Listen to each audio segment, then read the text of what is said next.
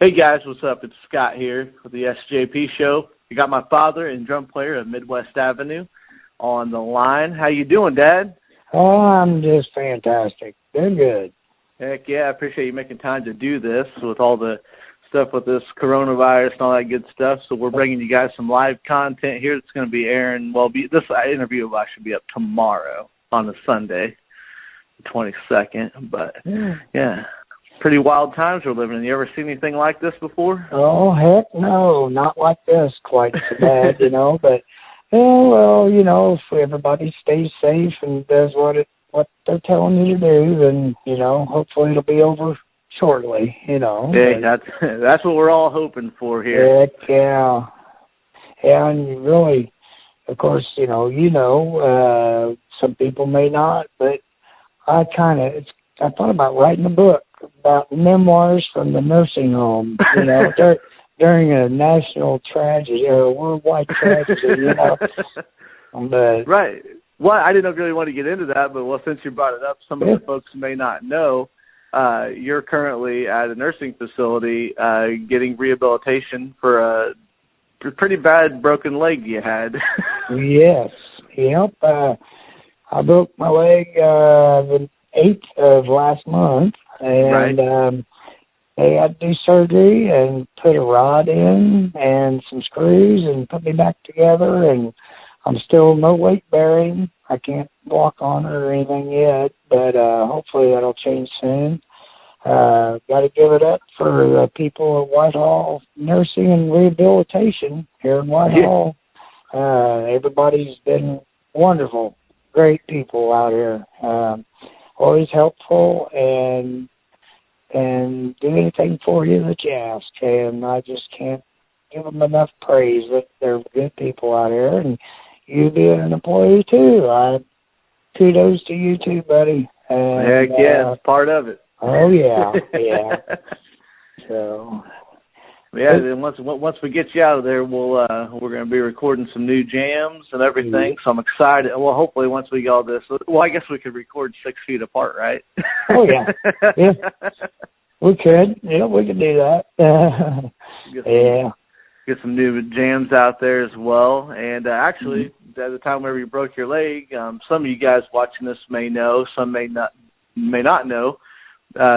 You said you got in there February 8th. Yeah. Yeah, then February 16th, I had my first baby, your little son, and you became a grandpa for the first time. Yeah, exactly, yes. I am a grandpa, and I love it. It's just, with the circumstances and everything. I know, it's crazy, isn't it? Yeah, I haven't got to see y'all as much as I'd like, but, we'll have plenty of time, and, of course, I FaceTime and talk to you quite often. And well, hey, at least before all this virus stuff got going, we was able to get together the weekend prior to all this really breaking out, and we got together and played a card game that we all get together and play called Social Security. So at least we got to spend a whole day together with him and all that good stuff for all this stuff started happening. Yes, I'm very thankful for that day. That was planned perfect, I think. So right, it's weird. It's kind of like them things they say, never take anything for granted because you never know what tomorrow will bring. And by golly, it's been a shift in the world for sure. Oh yeah. And like I said, the healthcare providers and everybody that has to continue with their jobs even during this outbreak, you got to commend them, and they're doing a great job as far as I can tell. So, you just got to keep your distance. That's the only thing, right. Which, that's part of it. But, and a lot of hand sanitizer. Oh, my goodness. I tell you, I've never used so much hand sanitizer in my life. I'm showing to the camera because I'm recording me talking to you on the phone so they can see me, but not you. But they can hear us both talking. My hands are so dry from all the hand sanitizer, and which I have dry skin anyways. But the extra hand sanitizer, my goodness! I tell you what, mine's the same way. I think you and Callie both have my skin for sure. Probably. Yeah, I think so. Yeah, wrinkly and dry. That's right. It was a funny story. I still remember. I can't remember the music teacher's name when I was in elementary school, like kindergarten. But I remember. I'm going to call her out on this. Ashley Dom. It used to be Ashley Hardy. She was scared to hold my hand in kindergarten. We all just stand in a circle and like hold hands and do something. I was playing London Bridges or something, and nobody would hold my hand. She was the first. She started it because she was too scared because my hands were wrinkly. She said, and so I would have to slide my hands in my shirt and then hold people's hands that way. Oh gosh, I didn't know all that. Well, it's not really something I remember, but then we brought that up. It hit me just like it was yesterday. Yeah, well, Callie, your sister, she's got wrinkly hands too. It's like she's like, I got a hand. I'm only like 27, but I got hands of a 50-year-old. Like, hey, watch it now. Right. I'm 52 now. Oh well. Nah. Heck yeah. So what you been up to? You been staying busy, I know. Well, today, Saturday morning, 21st, for the folks listening, this is after the fact. March 21st, I woke up. Me and Stephanie, my wife, we changed up the shifts a little bit on the weekends. Usually during the week, I keep him until about midnight, 12:30, and then she gets up and then washes him, and then I go to work and all that stuff at 5 or 6 in the morning. But on the weekends, one of us picked, like last night, I went to bed I think I texted you about this last night. Was it about 7:30, 8 o'clock last night? Yeah. And I was getting ready to go to bed, and then I didn't wake up till 3 a.m., so I got up at 3, came down here, and then she was asleep. I woke her up and sent her upstairs, and I stayed up with the baby. Yeah. And then he woke up a couple times to eat, but then we got up. We listened to, I only saw my post on Facebook. I wrote "Good Morning, Captain" on there. The Neil Skinner Blues. Was listening to different bluegrass versions on YouTube and hanging out. And I put him on his stomach. He rolled over a couple times on his back, and we just kind of been hanging out. Then we went up to this place when our Stephanie woke up. Went uptown here in Edwardsville to a place called Artisan Bakery. They have super good food. I got like this black bean burrito, and she got this baked oatmeal stuff they have. It's really, really good. And that's because they're doing carry out there. And two double chocolate muffins. They were so good. I'll have to bring you. Do you like oatmeal? Oh yeah. I'll have to bring you up this baked oatmeal though. I mean, it's not like like the slimy Quaker Oats. Oh no, it's so good, so good. I've had it before. Stephanie, it's one of her favorites. So. Oh, cool. Heck yeah. Yeah, I got in my room out here. Of course, I've got microwave, coffee pot, refrigerator. Right, like a hotel room. It is. I got a whole closet full of snacky food. So if there is a zombie apocalypse, and I'm ready for it, I'm set up for about a week anyway. So, but that's neat. So, everybody on your end is doing good. I can't wait to get out to see the little man again. Oh, no kidding. Yeah, well, we're about to. I think Stephanie's about to drive herself crazy being at home so much. She's ready to go. I think she's going to her dad's later on today and going to hang out. And that's cool. Yeah. So, I got you here. I wanted to talk to you about the song "Cowboys Say Goodbye" that we did a music video back late summer of 2019. Now, do you remember recording the drum tracks for this? Oh yeah. It was before we decided to actually bring back the Midwest Avenue thing full time and it being a full time thing again. Yeah. Because we were gearing up, I can't remember if it was before. I think it was, or it was either before or during. We were doing the reunion show in 2018, right?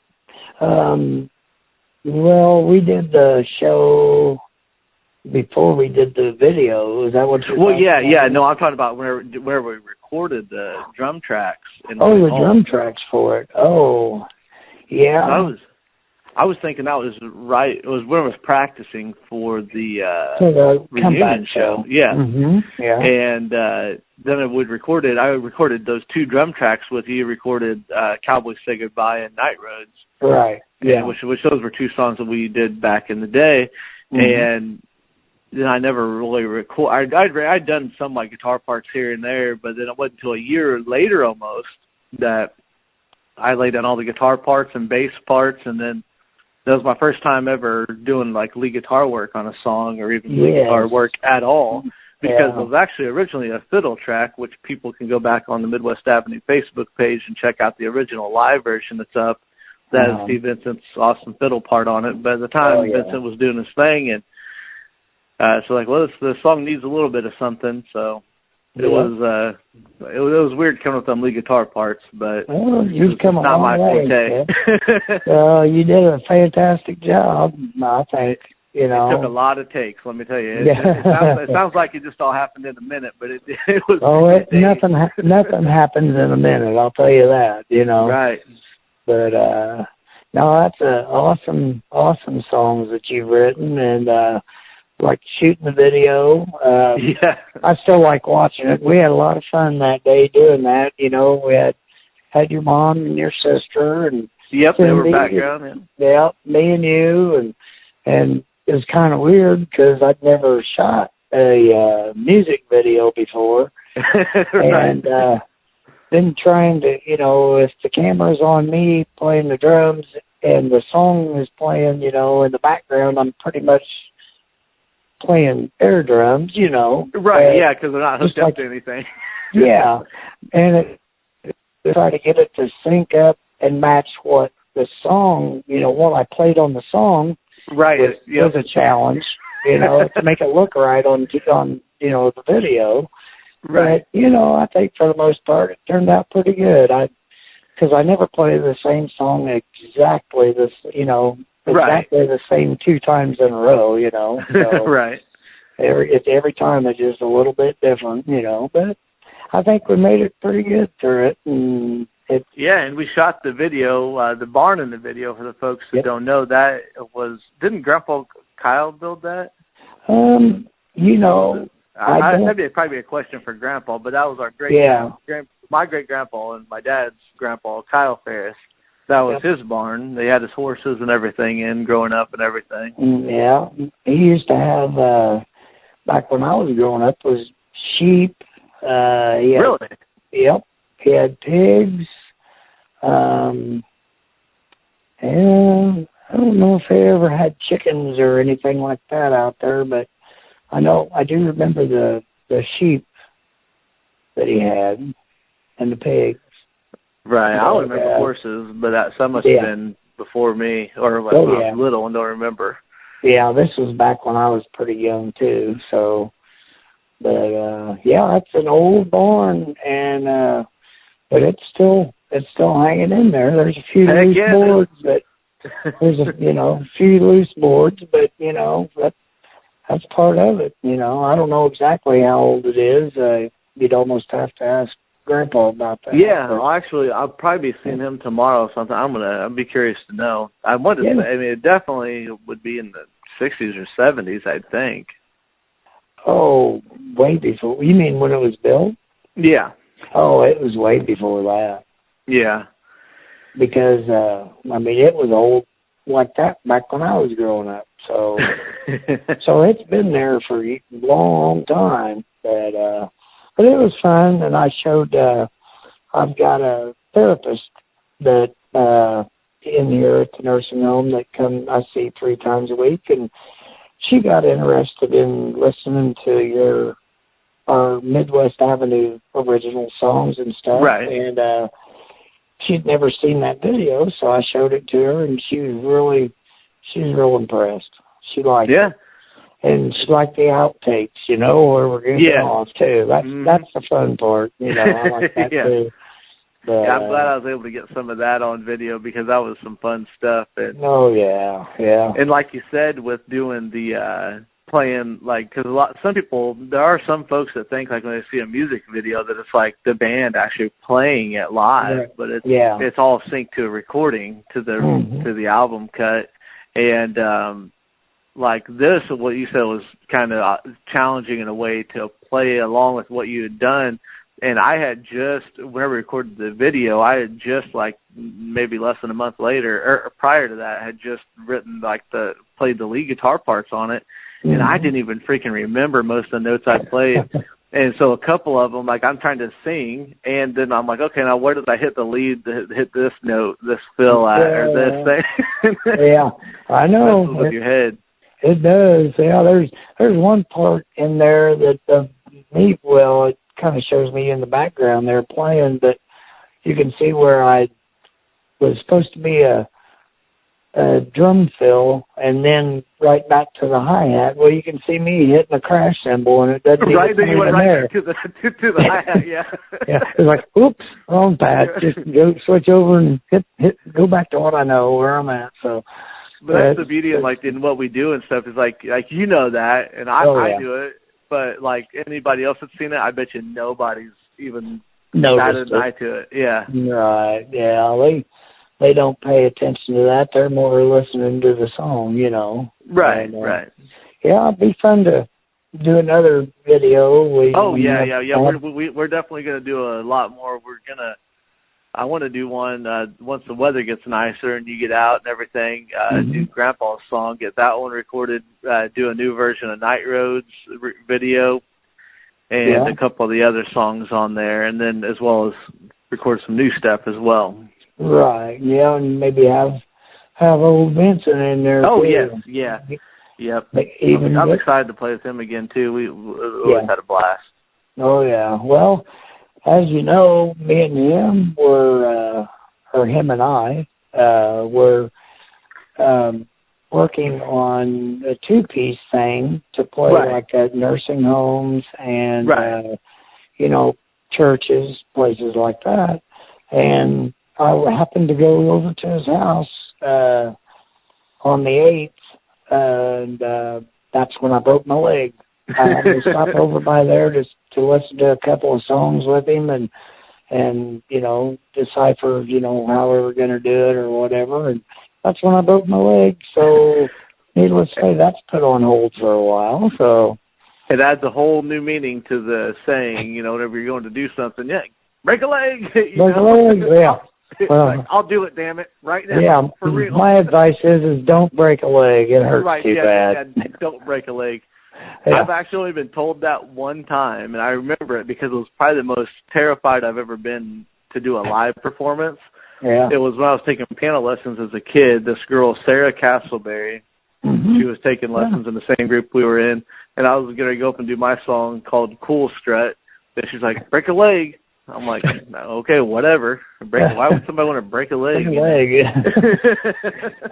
Really, or knock them dead. Well, what it's not going to do. It's not going to do any good if people are dead and there you can't hear the song. Oh well, that's just one of those wild sayings. One of the, like you're saying, knock them dead, like different sayings that people say. There was this one guy, and you'll probably know who it is, but just for the sake of not saying his name, I'm not going to mention his name because he's no longer with us. But one of the funniest experiences I had with a musician, he wanted me to come and hear some drum parts he was doing, and I was listening to it, and he was telling me, he's like, about back in the day whenever he used to play in this, like, popular band, he's like, it was wild. He's like, the night had, like, this mysterious feel in the air. I walked up there on the stage, and before the first song, and then we started the first song, and I hit my floor tom, and the crowd was healed. Yeah, and they were healed. Oh gosh, yeah, I know who you're talking about. He was a pretty colorful person, wasn't he? Yes, yeah. Well, you run into a lot of colorful people in our line of playing music and stuff. I'll tell you. Oh my goodness, yeah. I've met some characters like Stephanie. I was telling her because she didn't know me back, obviously before we met, she didn't know me, and so I was telling her about some things back in the day, like 2009 and 8 and 7, where I was doing some tours, doing like the indie pop acoustic stuff. and doing tours, and she's like, you stayed at random people's houses and slept on their floors and stuff? I'm like, hell yeah, I did. Yeah. Yep. That's the fun of it, you know. Oh, yeah. You meet a lot of nice people out there, too, though. That's you the really thing, do. You know. Yeah.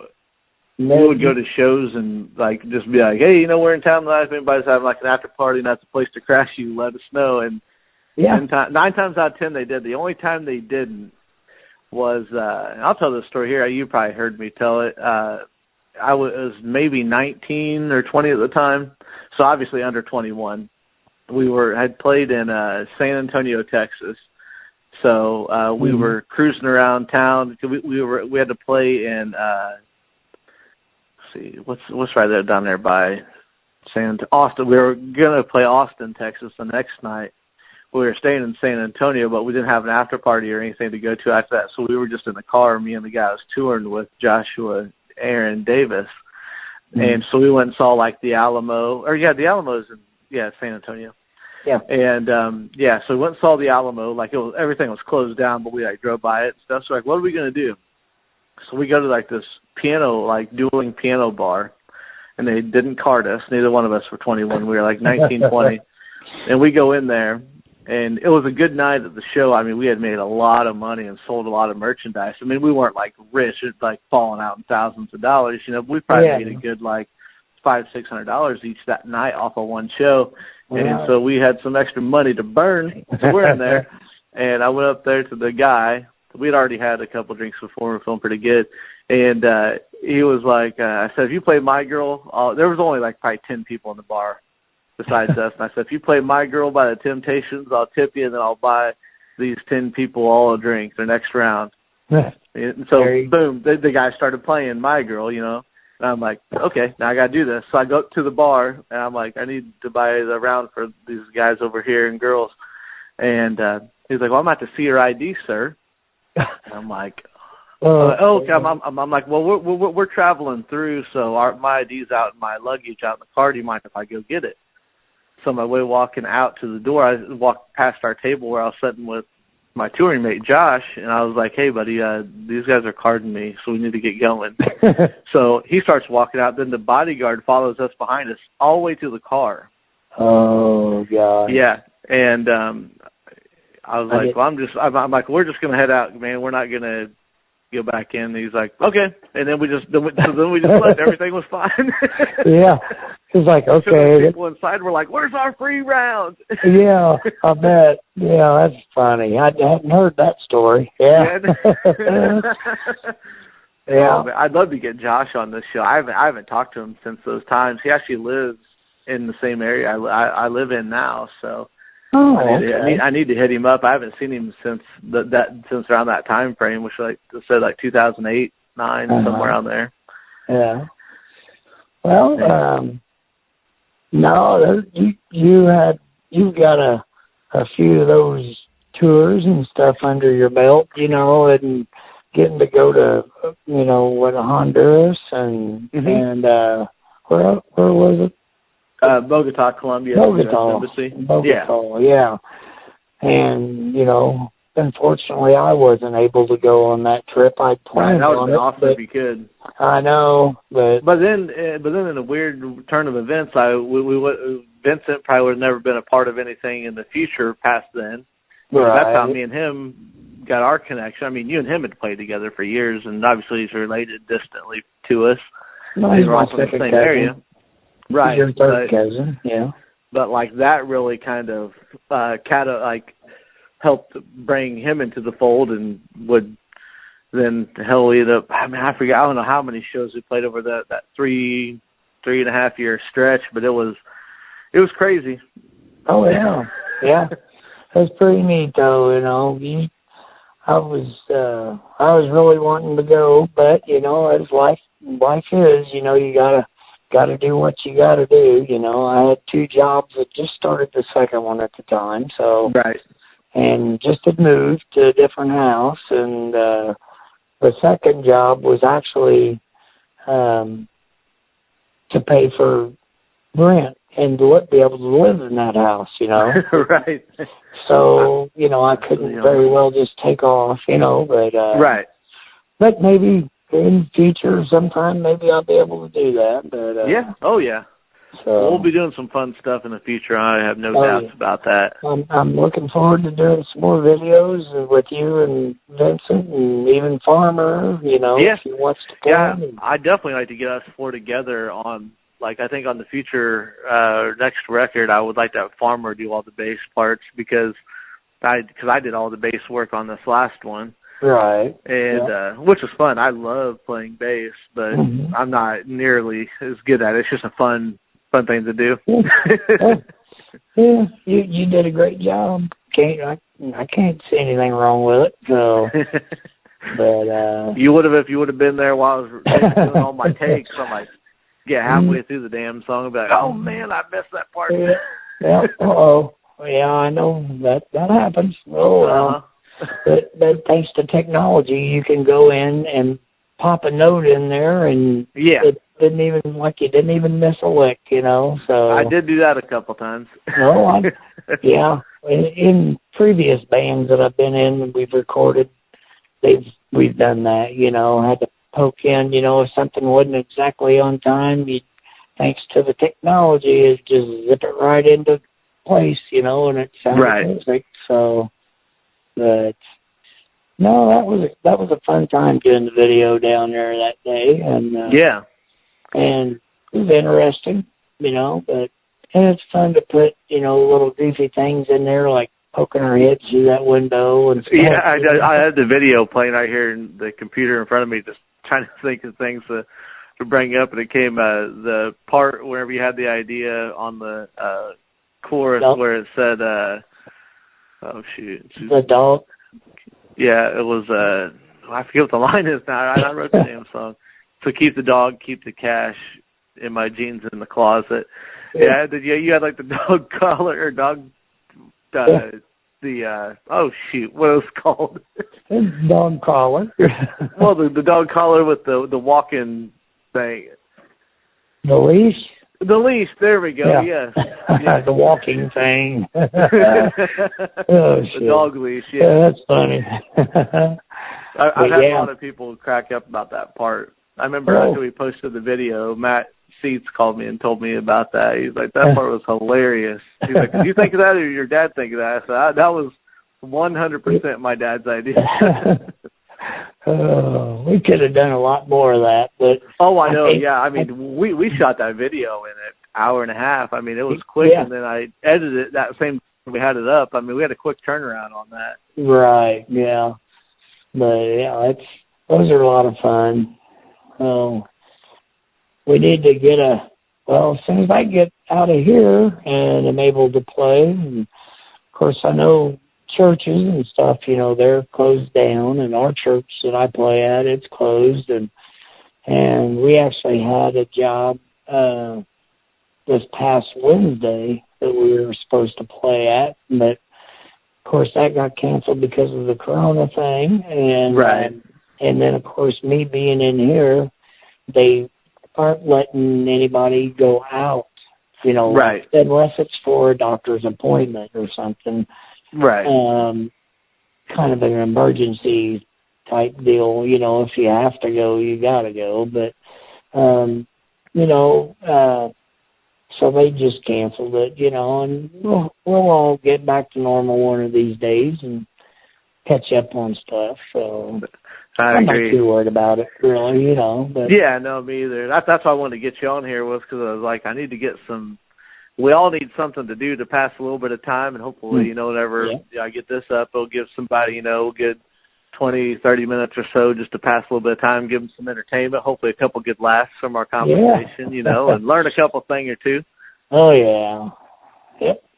Yeah, you got to do that in this time of, you know, times like this, you know, it's pretty much, you know, you can only do what they instruct you to do, and I do believe they're doing a good job on it.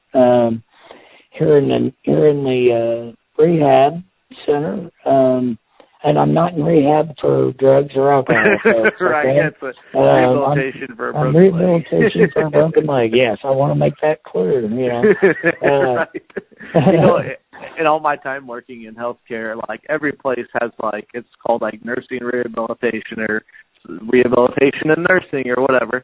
And we have gotten calls, for people like seeking like a drug and alcohol rehab, which I'm like, like we're not like that type of rehab, which I understand. Like you see that in the title. It just depends on what you're looking for. You'll see whatever you're looking for is what you'll be thinking of, Yeah. And so, But fortunately, the area has all sorts of resources for everybody. So sure. But yeah, it's quite different, kind of like a mini vacation for me, I bet. But it's just going to run its course, and it may be a month or so before things get back to normal, but it'll happen, So as long as everybody does their social distancing of each other, Right. But it's nice to be able to do stuff like this and get it out there for people. And I do also want to mention something else while we're on here, and about this place too. I have run into a couple of different people in here that have bought people food out of their own money, and I know you used to do that when you worked out here before. It's all part of being a family, man. It is. It seems like everybody's a family out here. If somebody needs help, somebody helps them. Mm-hmm. Yeah. And I really think there are nice people out there, caring. Oh, people, yeah. And you are one of them. And I appreciate that. Yeah. And, it's people fall on hard times, and everybody does, sometimes more than once, Mm-hmm. In my situation, I have actually a few times. But part of life. It is. Yeah, it's a learning lesson, But anyway, I'd like to thank, those type people that are out there doing that for everybody, Yeah. Check on your elderly neighbors, Oh, yeah. Take care of other people, if they need it. So that's really nice. I'm glad to see the community come together, Mm-hmm. It's not political. Doesn't matter if you're Republican or Democrat. Right. We're all Exactly. humans. We're all humans. It doesn't matter, So exactly like the good book says, love thy neighbor. That's right. I believe in that big time. Oh yeah, yeah. Well, some other positive news are, speaking of Cowboys Say Goodbye, the music video, I was looking, and 8 days ago we surpassed 43,000 views on the video. Wow. Okay. Yeah, on the Facebook upload. Yeah. Yeah. Well, I listened to it a couple different times this past week. Well, hey, you might have been the one that pushed us over the hump. I probably could have been. Yeah, I might have been. You need to be in there streaming all of our stuff while you're in there and get our numbers up. Yeah, really. It's not like I've got a whole lot to do, Right. So just might as well. But that's right. Yeah, I like the videos. That's cool, and I look forward to doing. I'd like to even go back and do like Red Wine. So yeah, I would like to re-record all 5 of them songs just to see kind of what they sound like, because I just think that would be neater to record them with better equipment for one, and I'm a different singer than I was then too. So yeah, everybody's changed their I don't know. We hear after you recorded it and it's put on the EP like you did. Yep. And then when you get to listening to it, you can hear things that either maybe you should be in there or things that maybe you don't want in there so much, Right. And that was my first time ever actually recording. I mean, what I wish I had a video of how we recorded that EP and everything. And oh man, people wouldn't believe like what. Because I think I had your acoustic drum set, just like mic'd up with like regular vocal mics and different things, just kind of hanging over. I mean, the quality was actually pretty impressive given the way we went about it. Yeah. Well, it was down there in Steve Vincent's basement mostly. All of it was down there except for my vocals. Yeah. But yeah, it turned out real good, I thought. Oh yeah, definitely something to be proud of. What we had to work with. I was actually playing guitar earlier. Stephanie's asked if I've written any new songs this year, and I really haven't. I have like a couple songs, like 1, 2, 3, 4 lines, and I started playing. I started playing Unique, which is a song from back in like when I was in high school that we did on that very first recording with me, you, Jeff, and Josh. And she's like, that's a good song, and I'm like, yeah. I'm like, you ever heard it before? I'm like, no. And I'm like, that's because it's an old song. Yeah. Yeah, that would be another one that I would like to re-record too, you know. That was fun. Yeah. How old were you when you were doing that?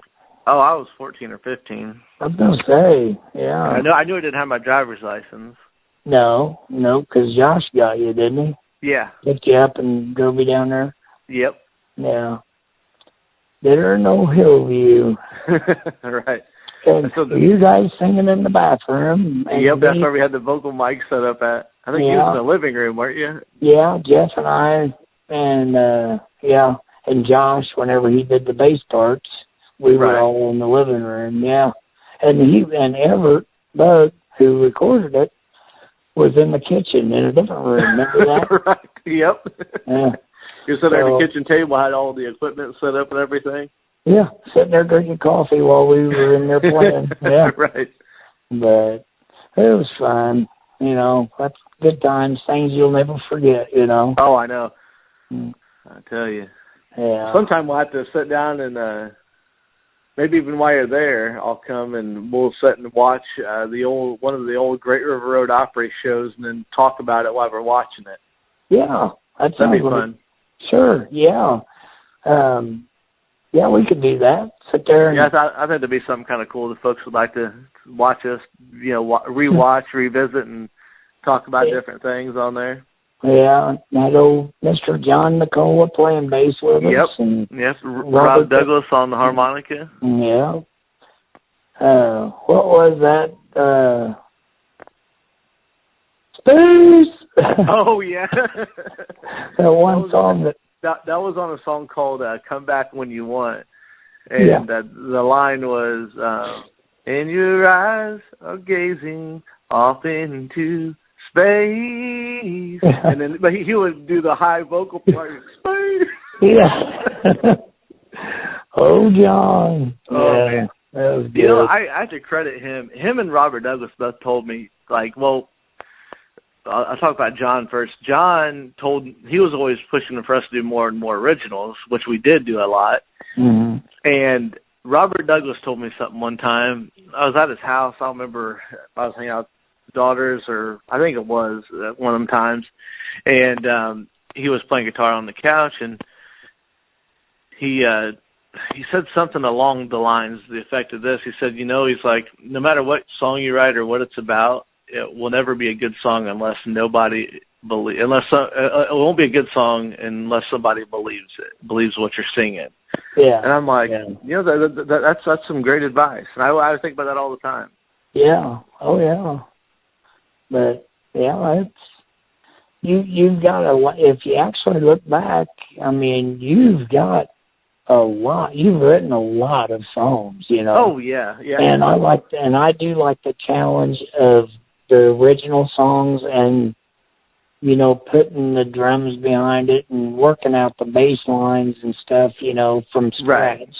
Oh, yeah. And the different ways that song evolves every time we would practice it, you know, changed every time until we were happy with the way it worked and then put it down and recorded it, you know. Oh, yeah. And that's the way music goes anyway, but it's a challenge sometimes, you know, to, you know, try to pick the right groove, the right stuff to do, or you know what I'm talking about. Oh, right? Yeah. That's the beauty of it. That's where the true creativity comes in. Cause very rare is it that you write a song, and I mean, like, I may have an idea of like where the break should be, or where this should be, or that should be. And funny thing on that Sugar Pie song, you were telling me there should have been a double hit on this one part, and I did the opposite of what you were actually telling me through a text on the recording. So I took your tom hit and put it on the part where I said sugar pie, dun, dun. Right. And instead of doing it before, like a double break and then sugar pie, but I did it right on the sugar pie to announce to make that part more prominent.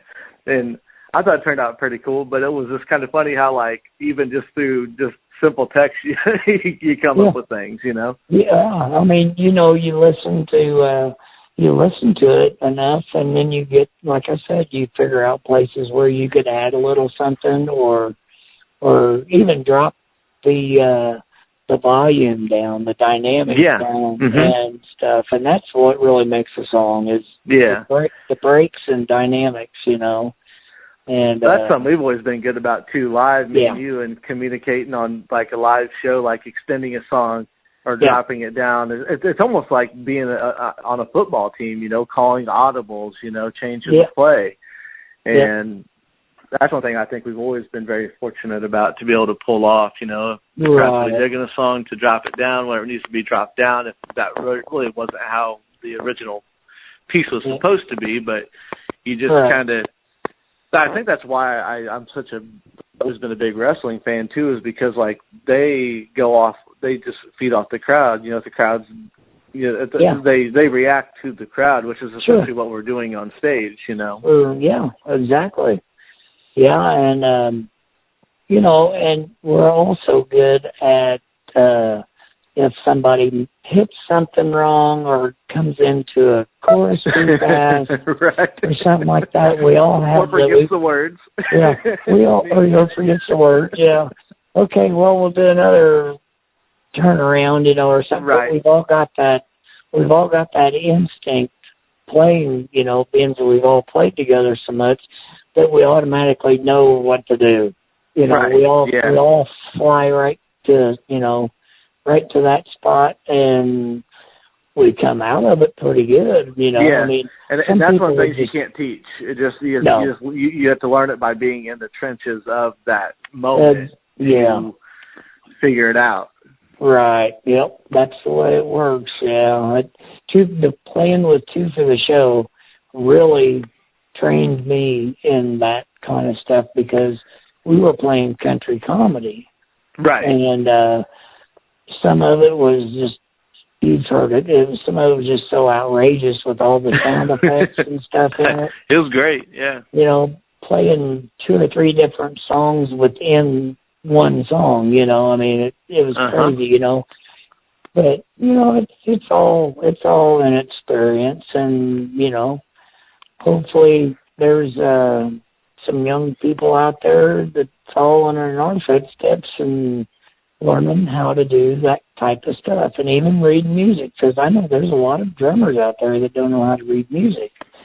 Yeah, I'm with you. I can read. I can look at a sheet of music and tell you what notes or what the chords are, but like I've always been fascinated by like the guitar players and piano players that could sit down and literally not even have ever heard the song before, but look at the sheet music and be able to play it. Right. I've never had that. Yeah. Everybody learns a little differently, though. Oh yeah, yeah. But it's a nice tool to have if you do know how to do it. Just in case. Yeah. Oh yeah. 100%. It opens up all kinds of doors. If say somebody happens to call me tonight, and couldn't be tonight because everything's closed. But and ask me, hey, can you fill in? Our drummer broke his arm or his leg or whatever. Right. If like the Two for the Show stuff, just not anybody could sit in on that kind of stuff, Yeah, because you guys had it all pretty timed out. Yeah, exactly. And same way with really this stuff, the stuff that we're doing. They would have to listen, a couple times and listen to the songs, because there's some weird stuff in there that only we know, right? Because we put it in there. But it's all that's real cool how we all kind of what am I saying? Evolve, I guess. Yeah. It's something, isn't it? Yeah. So. All right. Well, I guess we'll wrap her up here and All right. We'll get this edited down and out to the folks tomorrow. So, or well, it'll be today if you're listening to this on March 22nd. Yeah. Okay. Well, you give the family hugs and kisses for me, and love y'all. And we'll be talking to you soon. All right. Love you too, man. See you Monday, likely. Sounds like a plan. All right. Take care. All right. Bye-bye. Bye. All right.